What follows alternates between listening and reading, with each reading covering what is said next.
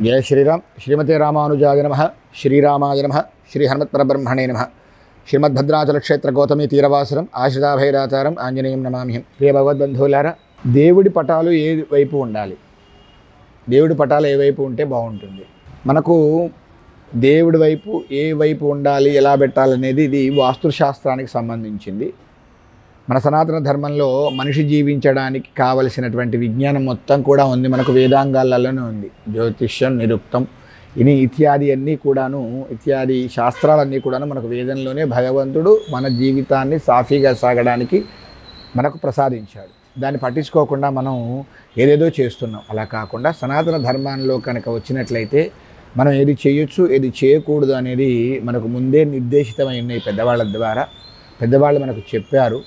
ఆ విషయాన్ని ఒక్కసారి పునరాలోచిస్తే వాస్తుశాస్త్రంలో చక్కటి 10 దిశలు చెప్పారు. 4 దిశలు, 4 విదిశలు, ఊర్ధ్వభాగం, అధరభాగం మొత్తం కలిపి 10 దిశలు, 10 భాగాలు చెప్పారు. అష్టదిక్కులు చెప్పుకుందాం ముందు. 8 భాగాలలో తూర్పు, ఆగ్నేయం, దక్షిణం, నైరుతి, పడమర, వాయువ్యం, ఉత్తరం, ఈశాన్యం.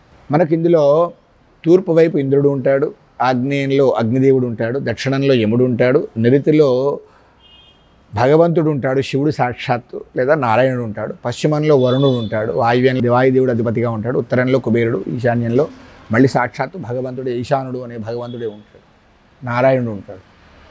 తూర్పుడు ఉండేటువంటి ఇంద్రుడు మన వృత్తి వ్యాపారాల్లో పరాక్రమాన్ని సూచిస్తాడు, మన వాక్పటిమ, మన తేజస్సు, మన బలం, మనం సమాజంలో ప్రవర్తించే తీరు, చేసే వృత్తి ఉద్యోగాలలో విజయాన్ని కలిగిస్తాడు.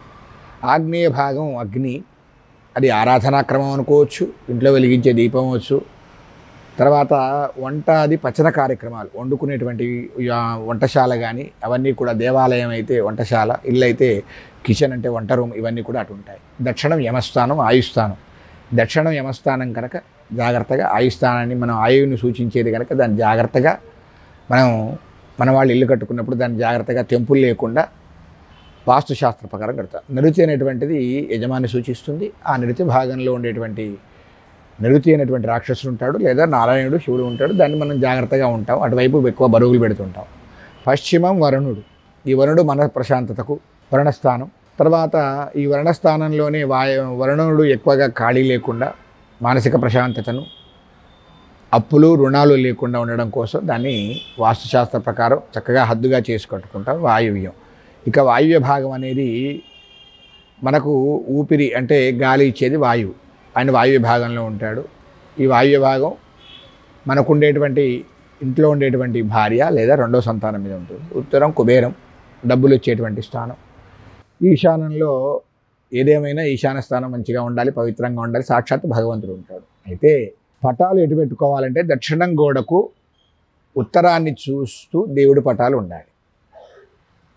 ఇదొకటి భాగం. రెండోది మనం ఉపాసించేటువంటి సాధకుడు కానీ మనం కానీ, అంటే దేవుణ్ణి ఉపాసించే వాళ్ళు ఎవరైనా మనం కానీ దక్షిణముఖంగా, పడమరముఖంగా చూస్తూ అర్చన చేయకూడదు. కేవలం తూర్పు కానీ ఉత్తరం చూస్తూ పరమాళ్ళను ఆరాధించవచ్చు. బరువు వేయాల్సి వచ్చినప్పుడు దేవుడి పటాలు మాత్రం ఉత్తరముఖంగా ఉండాలి. మనం ఆరాధించే పరమాళ్ళు మనకు అభిముఖంగా ఉండాలి. అంటే పశ్చిమముఖంగా కానీ దక్షిణముఖంగా కానీ భగవంతుడు ఉన్నా పర్వాలేదు, కానీ ఆరాధించే పెరమాళ్ళు దేవుడు మనం మాత్రం తూర్పు కానీ ఉత్తరం కానీ చూస్తూ భగవంతుని ఆరాధనాక్రమాలు చేసుకోవాలి, ఉపాసనా కార్యక్రమాలు, సంధ్యావందనాది కార్యక్రమాలు చేసుకోవాలి. పటాలంటే ఎందుకంటే పటాలు మనకు ఏకాగ్రత కుదరడానికి చక్కటి అందమైనటువంటి రాముడి పటం కానీ, వెంకటేశ్వర స్వామి కానీ, ఆంజనేయ స్వామి ధైర్యం కలిగించడానికి కానీ పెడుతూ ఉంటాం కనుక ఉత్తరముఖంగా ఉన్నట్లయితే బాగుంటుంది. దక్షిణం గోడకు బరువు ఉన్నప్పటికీ కూడా ఏం కాదు.